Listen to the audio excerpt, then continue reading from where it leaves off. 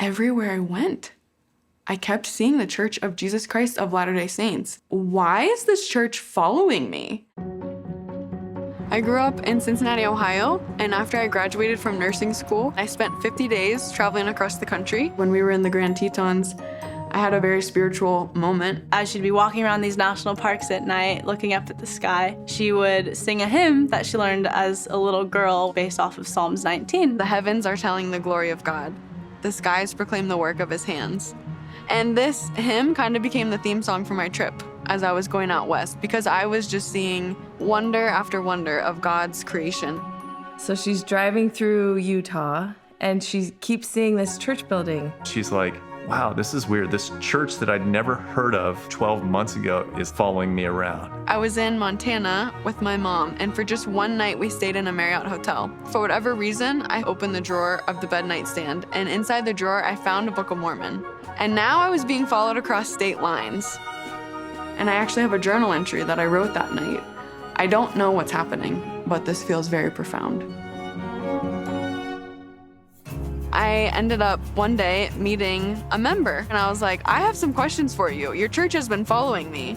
And she said, would you be willing to meet with the missionaries? That was the first time we met her, is on the pier, and we had the most fantastic lesson. So I loved when I was meeting with the missionaries. From the very beginning, like, just loved her. Like, she was just so cute, like, gave us hugs. Then they asked me if I would like a copy of the Book of Mormon, and I said, yeah, I want to figure out what it is that's going on here. And we, like, reach into our bags, and neither one of us has one, and we were like, this has never happened before. And we actually brought someone with us, a newer member. I remembered I had this Book of Mormon that I had painted. And she pulled this Book of Mormon out of her bag.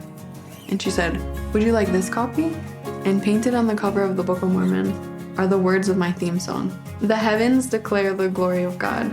The skies proclaim the work of his hands. And I felt a lightning bolt strike through my body. And I knew that the Lord was speaking directly to me in this moment. I knew that he was telling me something. I kept meeting with the missionaries, and I kept having more questions, and I kept getting answers. I could just see the happiness, like, every single day. She was just growing and happier, how always had the brightest, like, biggest smile on her face. And I distinctly remember this one day, I was walking on the beach, and I was in turmoil. Why was this happening? What did this mean? And then I heard the words in my mind, why are you resisting blessings? And in that moment, I knew that I needed to be baptized.